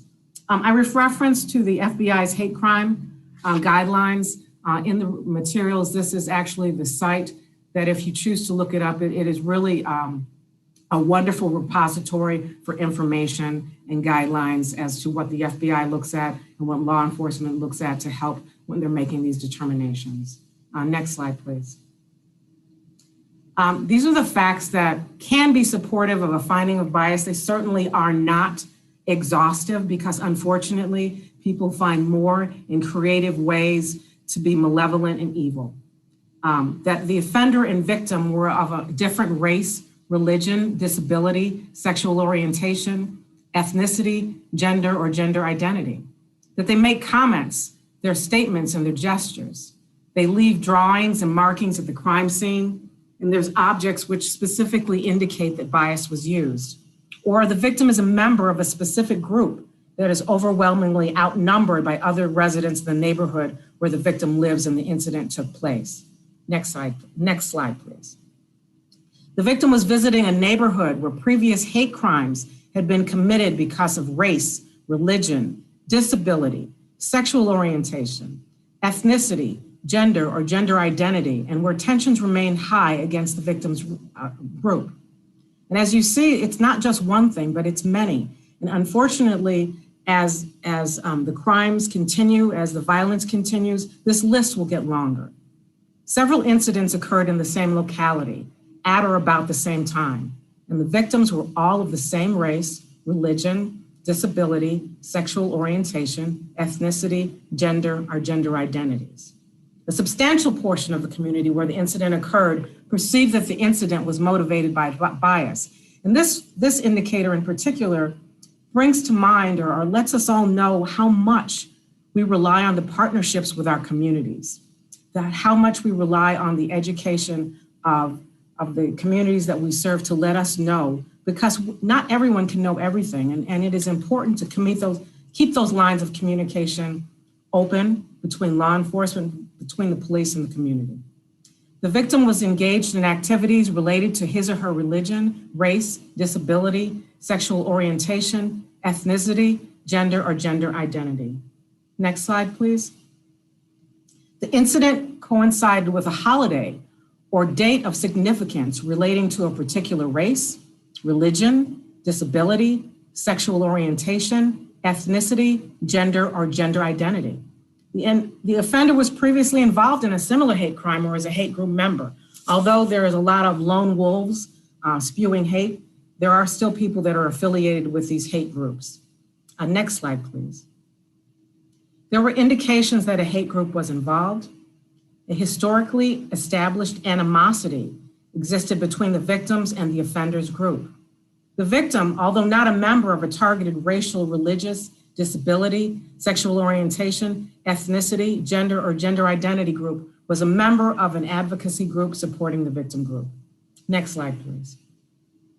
This is the law, and it's found in Illinois compiled statutes 720, chapter 5, 1271.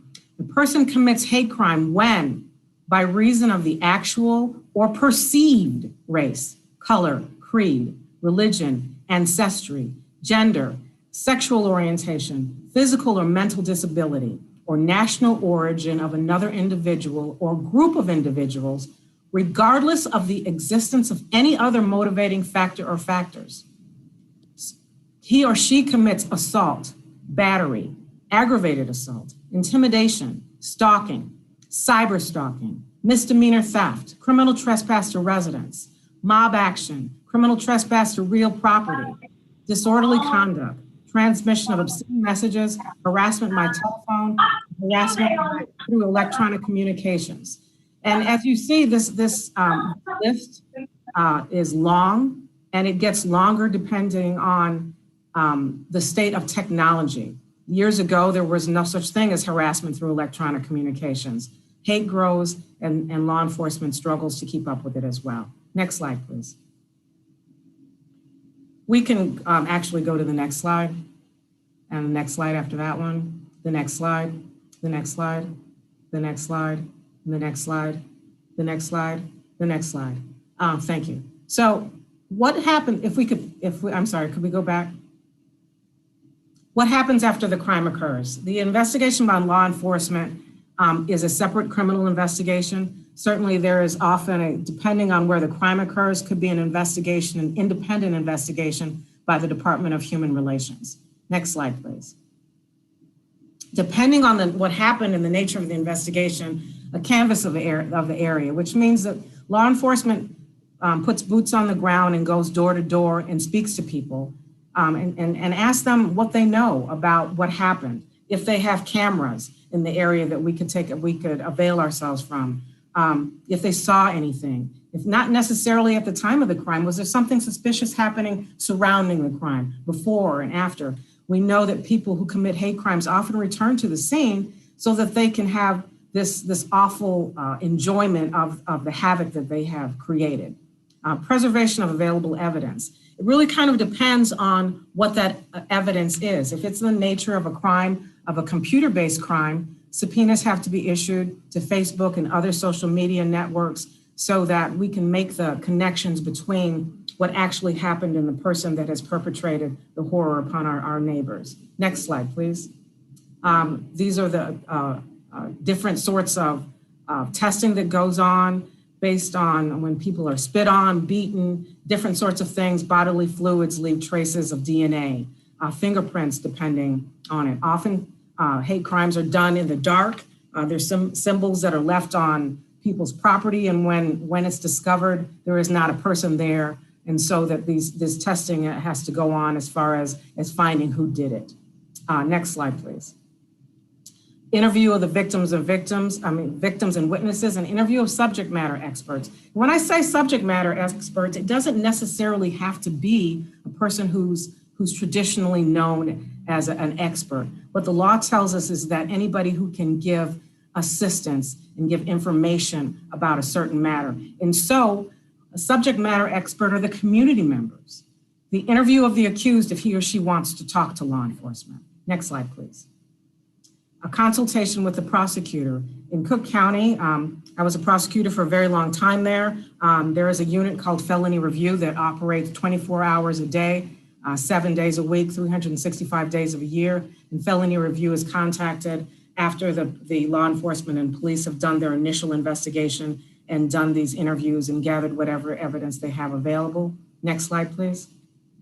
The prosecutor then looks at the evidence that's available at the time, and under certain circumstances, if the accused wants to speak to him or her, if the accused is actually in custody, after this review of all the evidence, consultation with the witnesses and everything that the police officers do, the prosecutor reviews that and often speaks to the victims and the witnesses as well, and determines whether evidence is sufficient to sustain charges of hate crime along with other charges.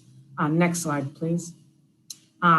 They can do a number of different things. One of the things they can do is called a continuing investigation. They can determine that there is evidence, but more needs to be done to make the case even stronger, and certain things need to be accomplished before a specific charge can be lodged against someone. Next slide, please.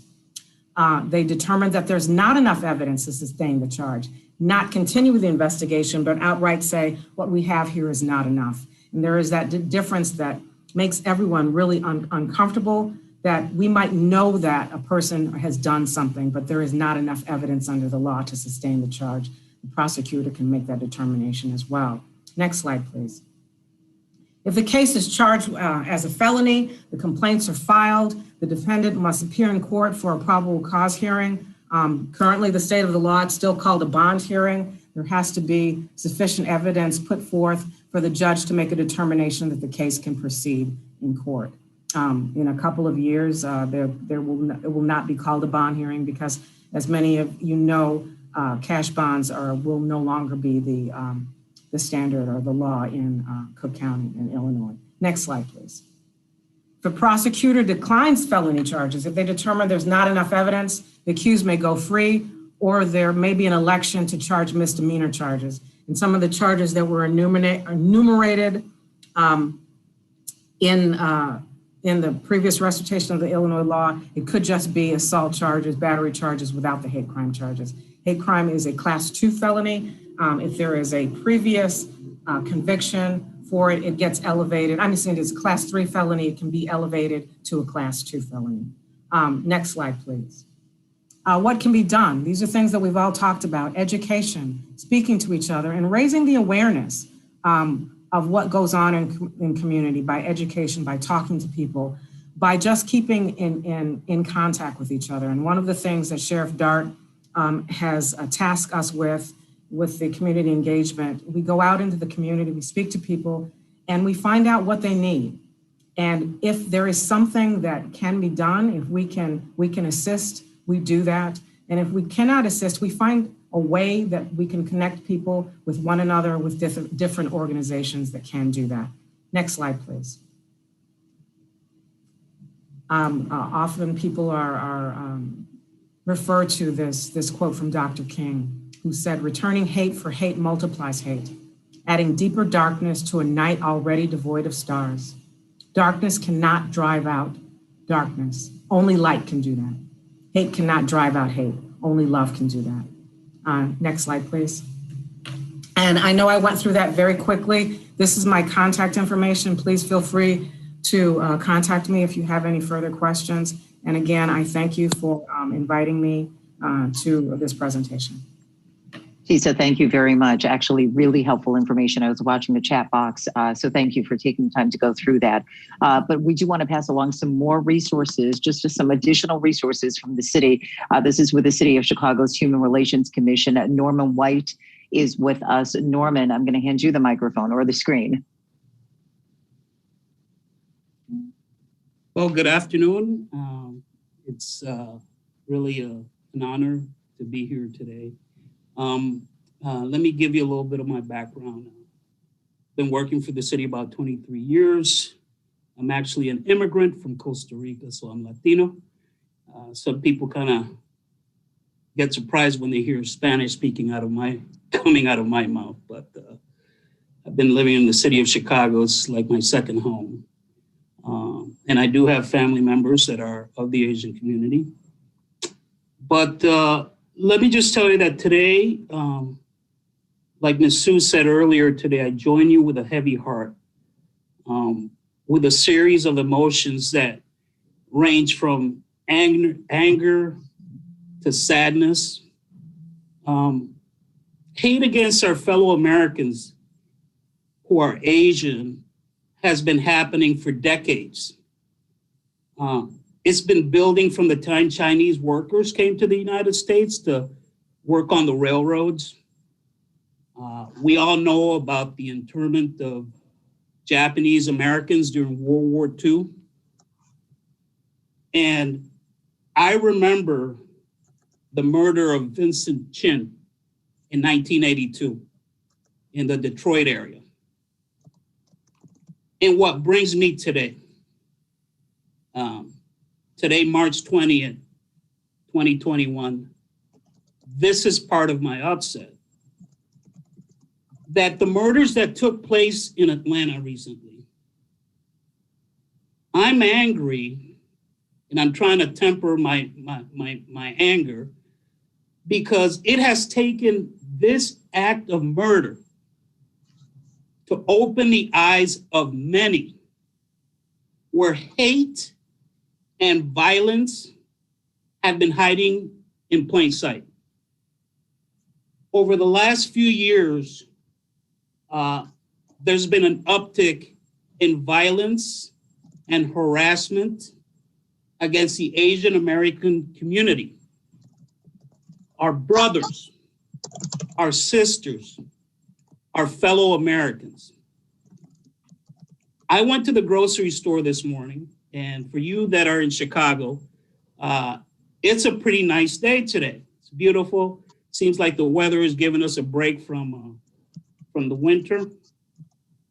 And on my way to the grocery store, I saw a young couple taking their morning walk in the park, Asian American.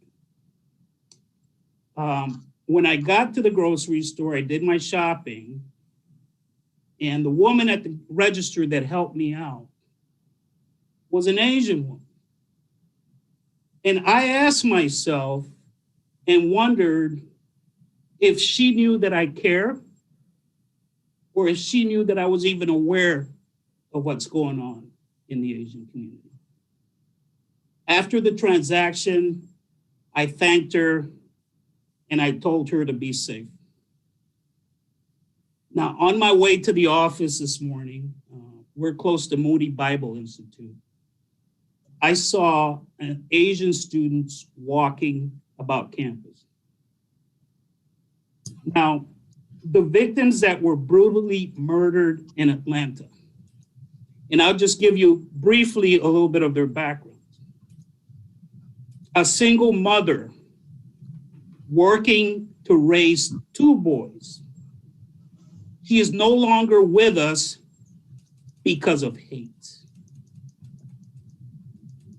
Ms. Nancy Chen mentioned a little bit ago that she's a grandmother. Another one of the victims, a grandmother and a wife that is no longer here because of hate. A business owner that was living her American dream, she is no longer here because of hate. Now, this uptick in violence and discrimination is against our neighbors, it's against our friends, it's against our co-workers, it's against our family members, and it's against our community. Our communities are under assault. And some of our community members feel overlooked and invisible. Now, we must realize as a community that silence is complicity and that words do have consequences. Now, we must take action now and speak out. Now, the city of Chicago has a 0 tolerance for hate crimes. Let me give you the definition of what a hate crime is. I know Ms. Morris gave it to you, but I'm going to give it to you again. A hate crime, also known as a bias-motivated crime or bias crime, is a prejudice-motivated crime which occurs when a perpetrator targets a victim because of the membership or perceived membership of a certain social group or race. Now, a hate crime is a crime that's not against an individual. It's a crime that it's against an entire community of people. And it sends a message to those that are being targeted. Now, when I say perceived membership, I'll give you an example. I could be walking on Halsted Street with a male companion, and somebody could assume that I am gay, and I am not gay, and they attack us because of that assumption. That is a hate crime, although I'm not a member of that community. Now, the way a hate crime is reported in the city of Chicago. If a hate crime happens in the city of Chicago and they call the police on the scene makes the report. And that's where it's very important to use the language that was used during the attack. For example, a hate crime happens, let's say I'm in Boys Town, I get assaulted, they call me anti-gay names, and if the police show up and I say I was assaulted, but I don't use the language that the perpetrators use, it does not get flagged down as a hate crime. It might get flagged down as a battery, as a robbery, whatever happens, so it never happened. So that's one of the challenges that we have, is educating people on what is a hate crime and how to report it. Now, once it's reported to the police, it's flagged down, it goes into a special unit within the police department. They do the investigation, and they're called the Civil Rights Unit. And as a matter of fact, I have one of my counterparts from Civil Rights that's present here. She's listening to this presentation. And once Civil Rights gets that, it's passed on to the Commission on Human Relations. It comes to us. Civil Rights does the investigation, and we do the victim support. We contact the victim. If a perpetrator has been arrested, we track the case from the moment it gets into the court system until there's some sort of resolution. If, for example, the victim needs additional assistance, we make sure that we find out what kind of assistance they need, and we get them the resources for that assistance. We've even, if they need a ride to go to court, we even provide transportation for victims to go to court. So, and like I said, education is very important, and that's where we need the community help. You know, we get out there and we do, we were doing, before COVID, we were out there doing workshops on hate crimes to educate the community. Because if you're not educated, then it's never reported, it's never comes to our office. And I'm just not here speaking as an employee of the city of Chicago. I'm here speaking also as somebody who may someday need the resources that the city has in order, if I'm ever a victim, or if a friend is ever a victim, or if a family's ever a victim. So I'm coming from that perspective, not as an employee, but I'm here as a community member. Now, some of the things that we also do provide are, for example, sometimes a hate crime is a symptom of what's going on in a particular community. So what we do is we could open up a community tension. We can meet with local leaders. We can meet with the police. We can meet with elected officials so that we can have a conversation and we can address some of the issues that may be going on in a particular community. For example, what we also do is we can connect the victim with an organization that could provide an attorney, a free pro bono attorney to represent them in civil court also. So those are some of the, you know, these are some of the ways in which we can help the victim. We've also helped victims leave the area where they're living because they were being threatened. So it's very important that we as a community are educated on what a hate crime is, because people can say, well, you know, isn't all crimes hate crimes? Well, you can say yes, but there is a certain definition. And like I said, we need people's help so that we can track these things and we can come into action also. Now, one thing that I'm gonna finish up, I know, you know, I could go on for a long time here, but if anybody has any questions, please, you know, feel free. But I want to leave you with two things. You know, over the last few years, we as a country have worried about protecting ourselves of threats from actors from abroad. But we have to keep in mind that our country is also protected by defending the sacred rights of all its citizens within its own borders. Martin Luther King said, injustice anywhere is a threat to justice everywhere. And this is a passion for me. My name is Norman White. I'm the hate crime victim advocate for the city of Chicago. And if you have any questions, you want to contact me, please feel free. Thank you. Norman, thank you so much. We can feel your passion. I've worked with you before, and I know you stand behind every single word that you just shared with us. And thank you for sharing those words with the clerk. Be safe. Ultimately, that is what we are all striving for.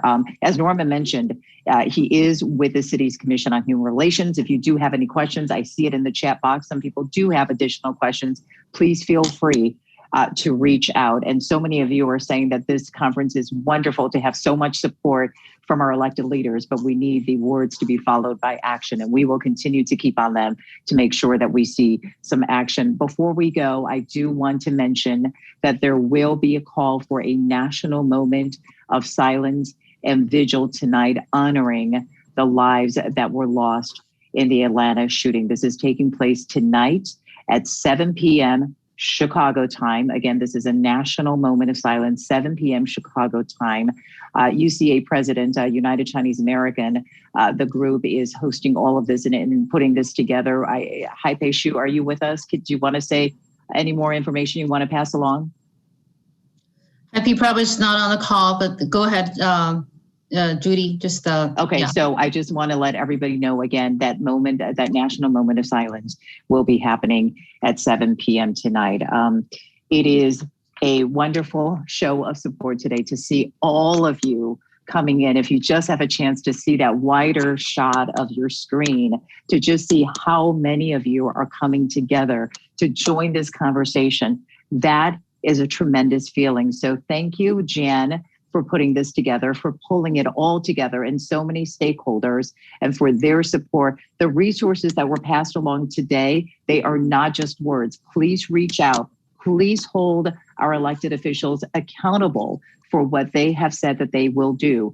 And together we will continue to speak up and make sure that the road that our parents and our grandparents paved for us to be here are safe for them to walk on. I'm Judy Chu with ABC7 here in Chicago. I want to thank you for your time. Thank you, Jan.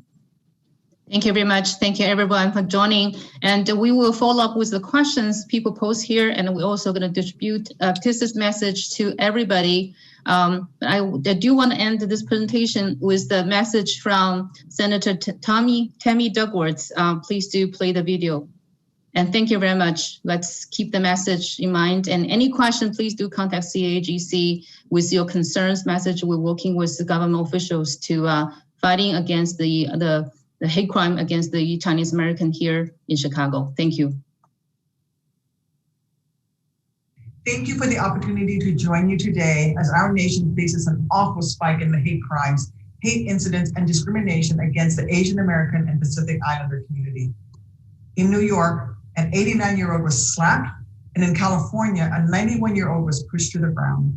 In the middle of a park, a little girl was shoved off her bike, and in the middle of a city sidewalk, a little boy watched as his father was beaten up. Families have had rocks thrown at them, nurses have been spit on, heroes, frontline workers, hospital staff have all been blamed for COVID-19. They've been denied service and treated as less than, simply because of the color of their skin. Unfortunately, this type of prejudice is far from new. It's a similar brand of discrimination to the one that marred some of our country's darkest days and toughest fights, from segregation to immigration. It's a similar vein as to what was witnessed in World War II, as our nation incarcerated Japanese Americans simply because of their heritage. They trapped thousands of families, even as their loved ones sacrificed everything to defend our nation overseas.